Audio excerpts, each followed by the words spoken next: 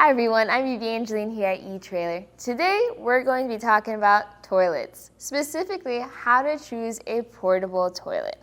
Whether you're overlanding, camping, out and about on whatever adventure, the reality is you still need to answer the call of nature. So your next question is, how are you going to do that?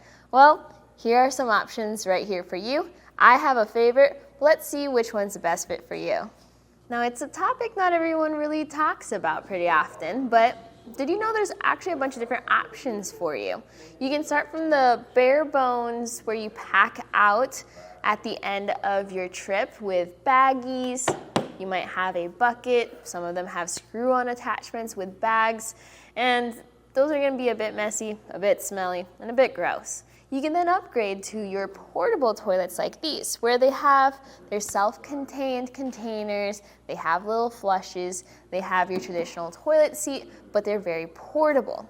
And then you upgrade to the next level, which is going to be your cassette toilets. Those are going to be your semi-permanent installations. You'll often see them inside of vans that have been built out. And finally, you have your RV toilets that you will see inside of campers or motorhomes, which are going to be as close to a home toilet as you can get. So you want something that's better than a bucket in the woods, but you're not quite ready to commit to a van life cassette toilet. Well, of the portable toilet options, how do you decide which one's the best fit for you? What's going to be the deciding factor or feature that'll make you want to commit your butt to it? It all starts with the seat. Around the shop, a lot of people have had different comments and different opinions on which one was their favorite. Some people preferred a flat seat just because that was going to be more comfortable and gave more cushion. Other people cared about the height of the toilet, and if you're a taller or shorter person, that might matter. Other people were very opinionated about the depth of the bowl. They said that a deeper bowl meant less contact whenever they used the toilet. For me personally, I think the Seaflo has the best seat. It sits the tallest. It has the most surface area when it comes to the lid. Yes, the bowl is probably the most shallow compared to the others, but for me personally, I didn't really notice much of a problem with it. But again, it depends on who's using the toilet. And then there's the flush. So different toilets have different ways of flushing. The general idea is the same. You fill up the top tank with fresh water. Then when you use the toilet, you then use the flush, which then eventually drains down into the waste tank. So while the concept is the same, the method of achieving it is a little different from toilet to toilet. Some toilets have a bellows flush, where they just push air, which then pushes water through the toilet bowl. Others, like the Dometic portable toilet, has an air pump that causes or builds up pressure inside that fresh water tank. And after it's built up pressure, you then press another button, which releases that pressure and that water through the toilet bowl. But what you'll probably see most often on your portable toilets is just a traditional flush where you lift up and push down, and that pushes water out. I personally prefer that style because it rations out the water that you flush through the toilet.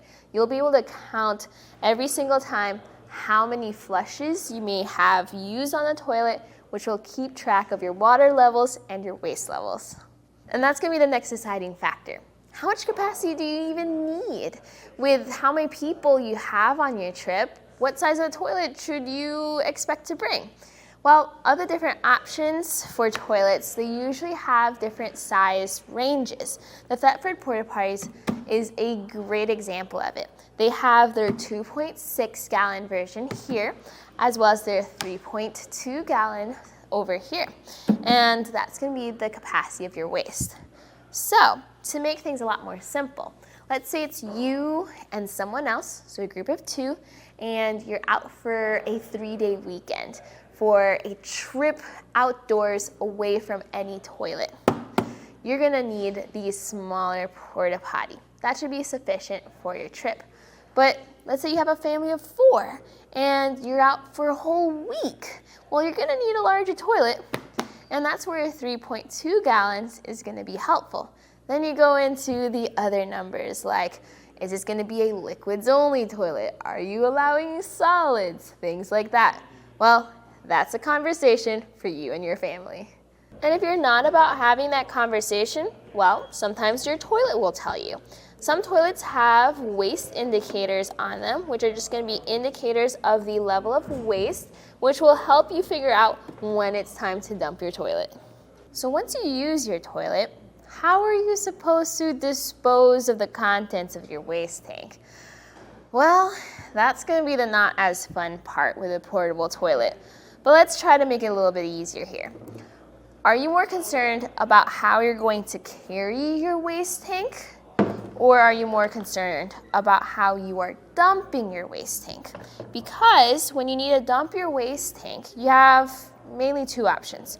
You have a home toilet, like one in a gas station, campsite, your home, or you have a dump station, which tends to be a hole in the ground. So if you're hoisting your waste contents around, you'll want something like the Seaflo, which has a really easy to use water jug style waste tank. But if you are dumping into a hole in the ground, you'll want something that has a spout to make it a fair bit easier and less likely to have splashback. Now, I have a special tip for you if that's the method that you're going to do. So for those toilets that have a spout, they'll usually have a cap at the end of the spout and also some kind of button, knob, lever that will work as the air intake, just to make sure that the flow goes better when you do dump. So here's our hole in the ground, and what you're gonna do is you're going to turn that spout over and practice. Make sure it lines up, and then keep adjusting your tank until you get the perfect movement right there. So then now that that looks good, we're going to lift up, remove that spout, point down, press the button, and dump the tank. Now I don't have much waste in this tank, so you can also see how that would help when I have to upend it. It all just goes through the spout. And while making this video, so many people walked by and asked me to demonstrate the canister style. Well, here's how it goes. See the location of my hand near the spout? And now some people over time become experts and pros at dumping out their waste tank. And their priority is always just the container that's easier to carry around and store. But do you really want to find out if you're an expert at dumping a waste tank without spilling all over the place and over yourself? For me personally, I would always pick the containers that have spouts to make it just a little bit easier. I actually reviewed pretty much all of these toilets that we saw today, and if you're curious about any of the features or specs of any of these toilets, check out my full reviews here at etrailer.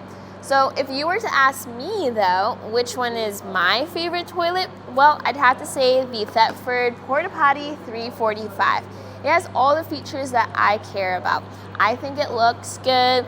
I like the larger capacity. My favorite part though is definitely that waste indicator down there. That one has the best visibility when it comes to the level of the tank, and let me know when it's time to dump it. But you also saw all the different features of all the other toilets, and hopefully that was helpful for you to seeing which one you prefer, which one is the most important for you, and which one you think is the best fit for your adventure and for you. Talking about toilets usually isn't an easy conversation, but hopefully this video helped you out. Again, this is just the options within the portable toilets category. If you're looking for cassette toilets or upgrading to camper toilets, we can absolutely help you out with that as well. And if you have any questions about these toilets, or you're looking for things to use along with them, maybe it's disinfectants, black tank treatments, proper lubrication of the seals, well, we have all of those parts too. But hopefully this video was an interesting journey for you, just like it was an interesting journey for me. This was a look at how to choose a portable toilet with Evangeline right here at etrailer.